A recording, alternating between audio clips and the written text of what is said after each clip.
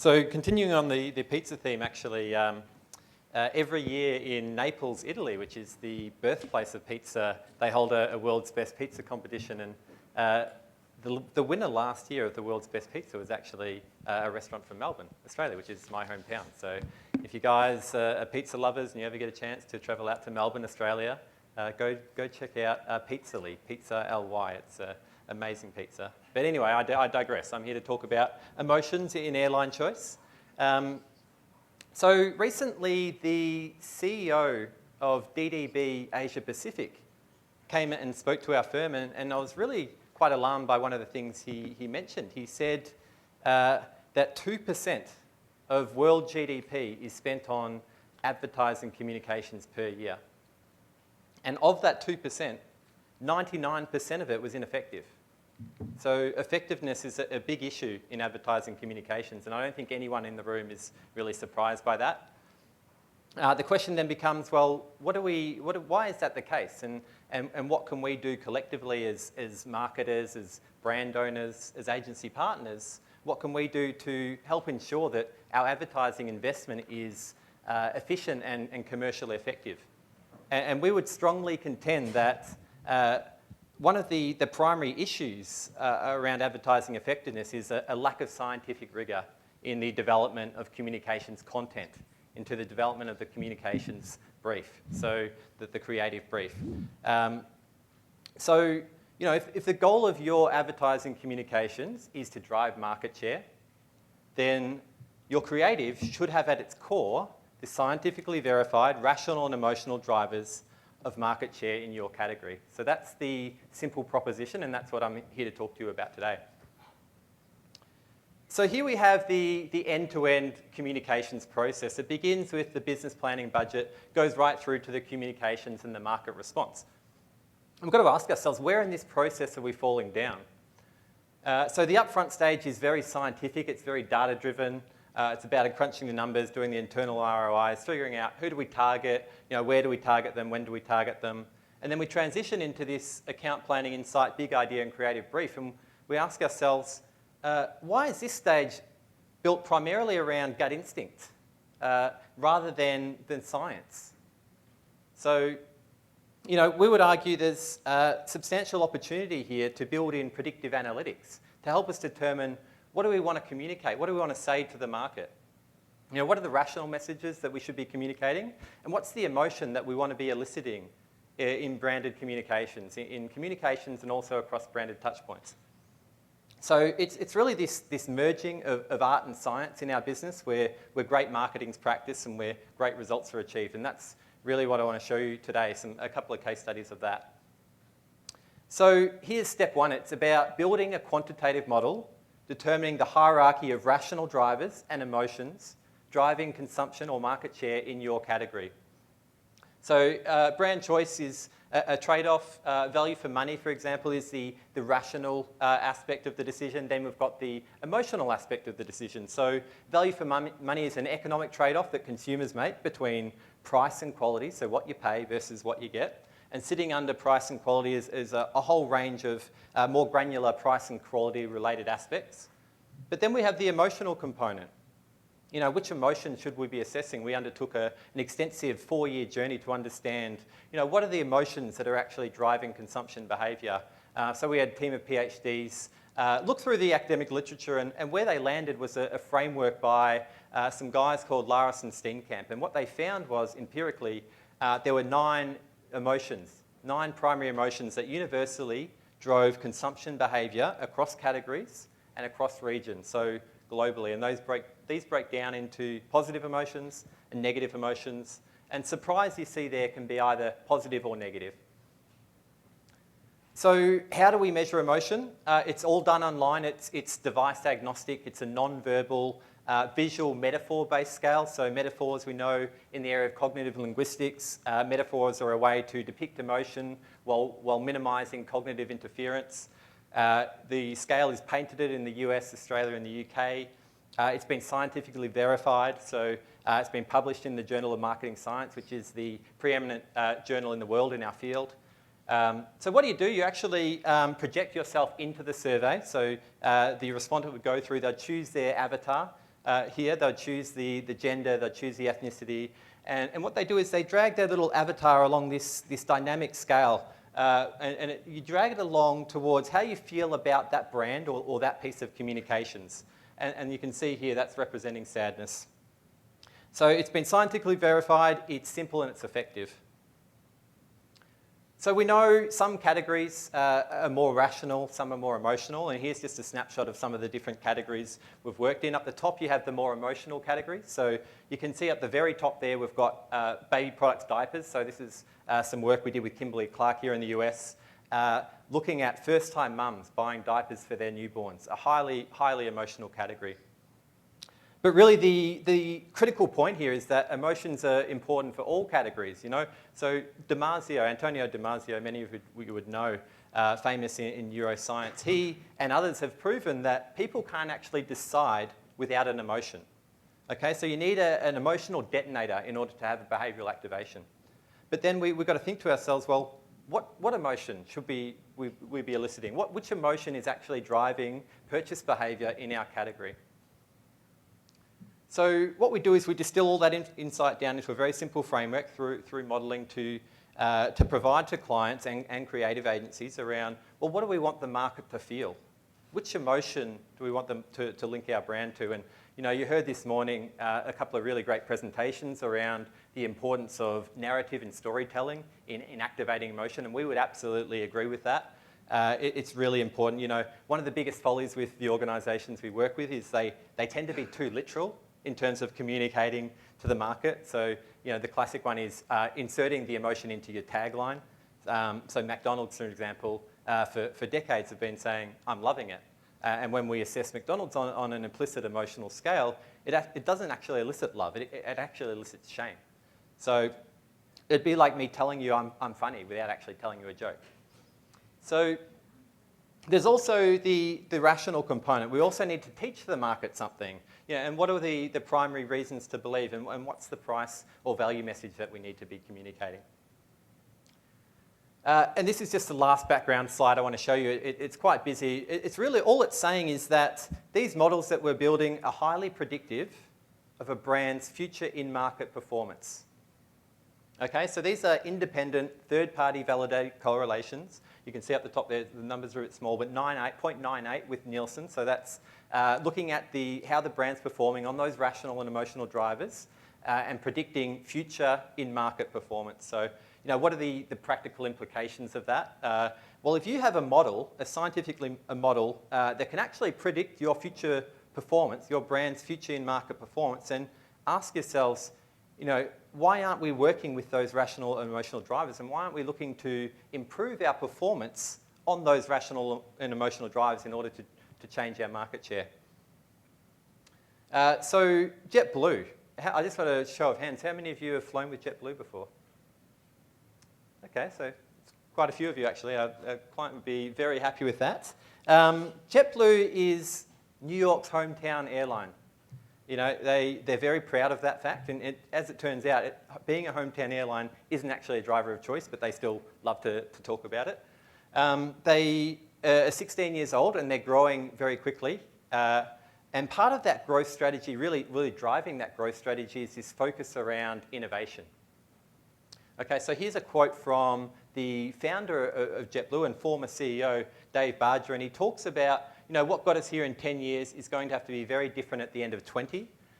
Innovation has got to be part of our DNA. So innovation is critical. JetBlue has a long history of innovation. They're the first airline to fly, commercial airline to fly to Cuba in over 50 years. They're the first and still only airline to offer free Wi-Fi on every domestic flight, on every seat.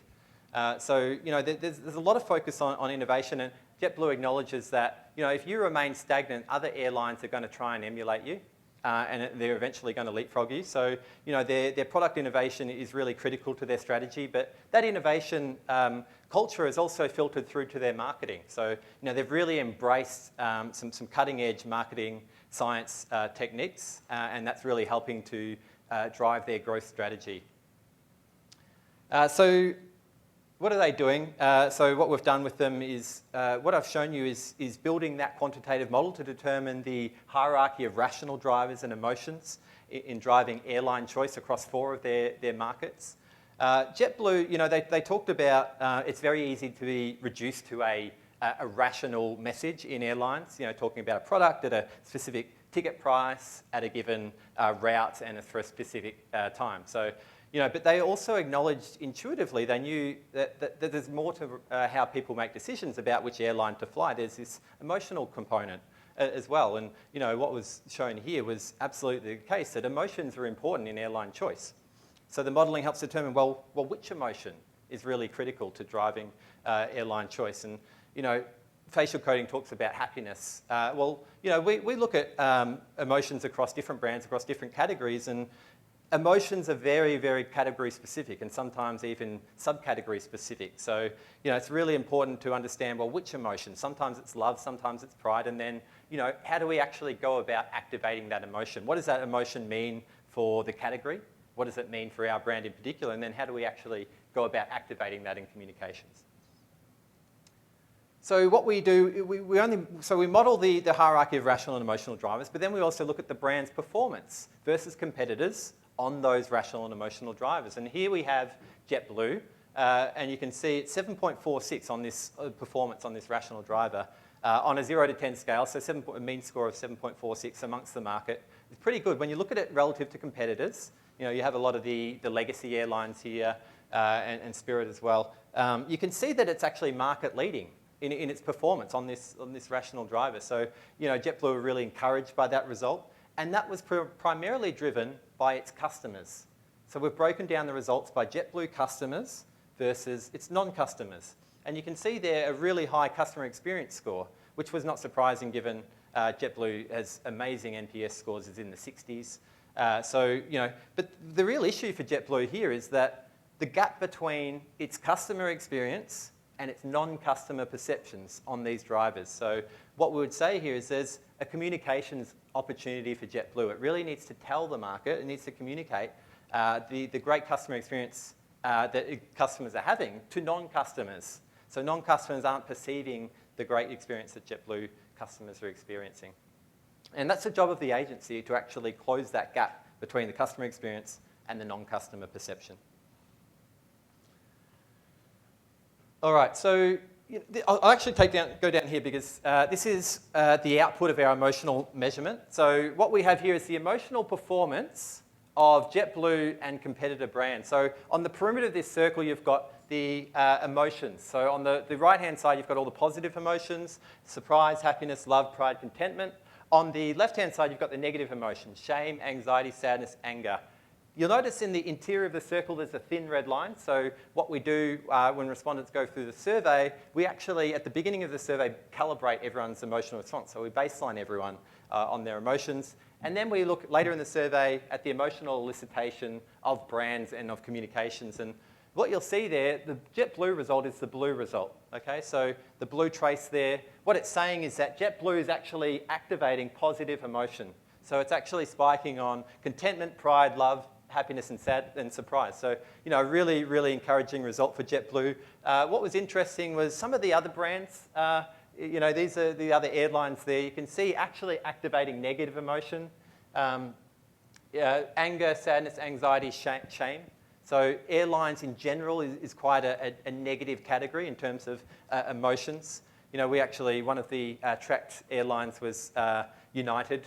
This was actually pre the recent saga, so I'd be very interested to see what their emotional association with United is at the moment. But, you know, almost mirroring what you saw with the customer experience and the non-customer perception gap, we actually see that again with the emotions. So, you know, the big challenge for JetBlue is how do we actually communicate to the market to raise those non-customer perceptions. So JetBlue's in the midst of, you know, mentioned the process about understanding which emotion, so they've chosen a target emotion. Now they've recently undertaken a process to contextualize that emotion. So, you know, what does that emotion mean in airlines? What does it mean for JetBlue specifically? How do we actually activate in communications? So they're working with their creative partners, Mullen Lowe, And in the near future, you'll see some communications coming out. And so look out for that and see if you can pick which emotion they've gone after. The last thing I want to do in the couple of minutes I have remaining is to show you an example of a client that has actually gone through this process. They've actually used the rational and emotional insight acquired through this study to inform or embed it into their creative. Okay, so Kmart, it's in Australia, it's also here in the US, I believe. This is a brand that hadn't made a profit in 10 years. It's in a declining category. Off the back of this work, they went from a profit of less than 1% to a profit of over 30%, and then they replicated that the following year. So, we did the modelling here. We worked out what the primary rational drivers were. So this is the rational side of the equation. What are the rational messages that are most important in driving consumer behaviour, in driving foot traffic? The top one there, a store I feel comfortable in. Now, when we took those results back to the business, Kmart interpreted that to mean ambient comfort. So they just finished installing all their stores new lighting. So they thought it meant, the new lighting, this ambient comfort. It actually had nothing to do with ambient comfort. It was the discount department shopping store mums feeling that they could live within their means financially. So they weren't anxious about going to these high-end department stores. They could actually feel like they could go into a Kmart and feel like they could get the items they want without losing control of the family budget. So it's about living within their means financially. So that was the rational insight. The emotions, Kmart, and then its primary competitor, which is Big W. You can see they're almost sitting on top of each other emotionally, so they're almost emotional substitutes. They went after this driver here, and I can tell you that this emotion was pride. Okay, so it was the primary driver in the category, but what did pride mean? So, we assessed these brands. We also looked at the high-end discount, the high-end department stores like a Bloomingdale's or a Saks, and they actually elicited this negative emotion up there, the green one, which is anxiety. So people felt anxious when they went into these high-end department stores. And it was to do with this notion around, well, I'm not sure if I can live within my means. I feel like really anxious going to this. I might lose control of the purse strings. Whereas pride, what does that mean? It was actually almost the opposite. It was actually, I feel proud that I can go in and I can get the items that I want and at a great price, and that's actually an achievement for me, okay? So, it's this notion of going in and making a smart choice by shopping at Kmart. I will actually now show you how the creative agency took that insight and infused it into the creative. So here's the spot. On July 11, Kmart invited 1,000 mums to a store with no price tags. This is what happened.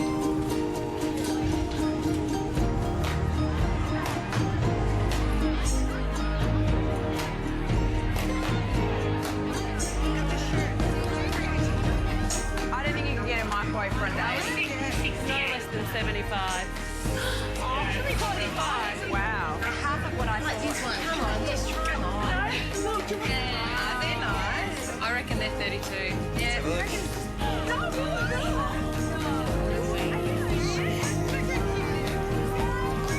When you realise just how dramatically low they've dropped their prices, gee, it feels good.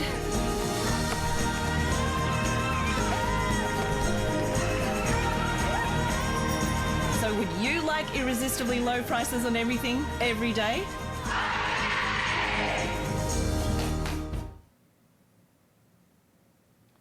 Okay, so, given the tit-for-tat nature of retail, what we saw was the competitor actually came out with a spot 5 days later.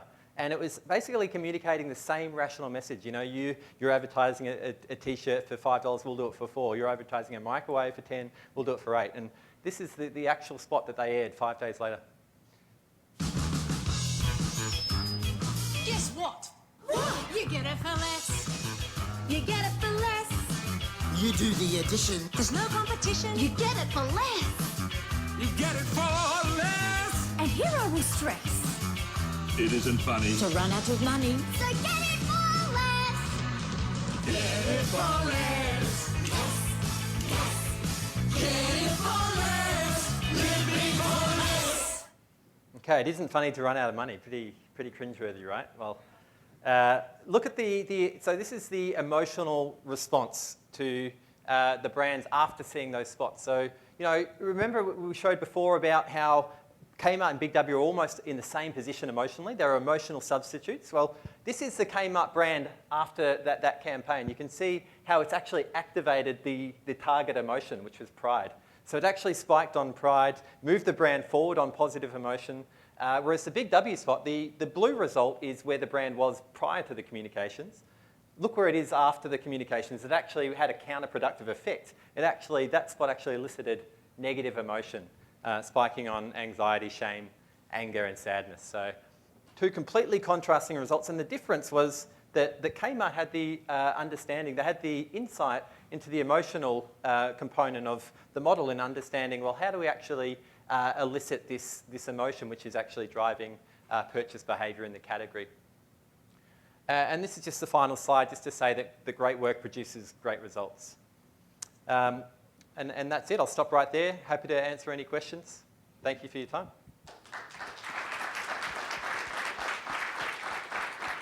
So I just recently did a study quite similar to this, except it was, sorry, I just dropped my phone, it's fine, I'll get it later.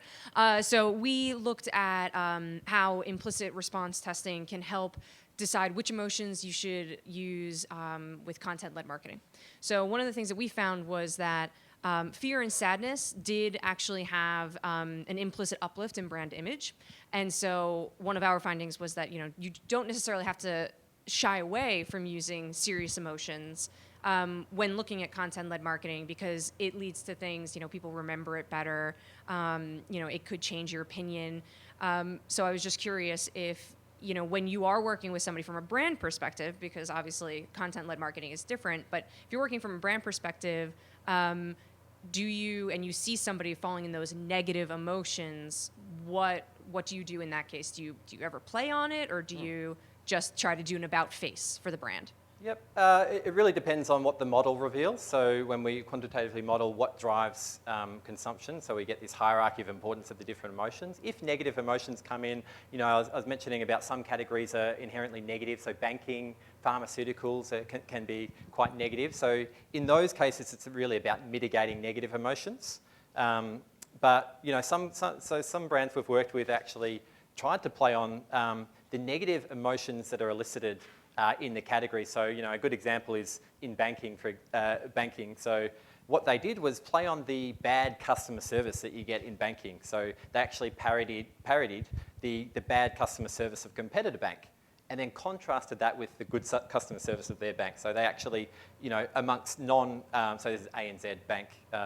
What they did was, what it showed was amongst non-ANZ customers, there was a massive spike in anger, because they had realised, well, we're getting this really bad customer service. So it spiked in anger, but then for the client brand, ANZ, the spot actually spiked on pride. So they were proud about, that they had chosen ANZ. So that actually triggered a massive in-market result, which was opening a record number of new accounts being opened with ANZ. So I think we need to break for coffee. It would be great to ask you more questions, Michael, but big thanks to Michael.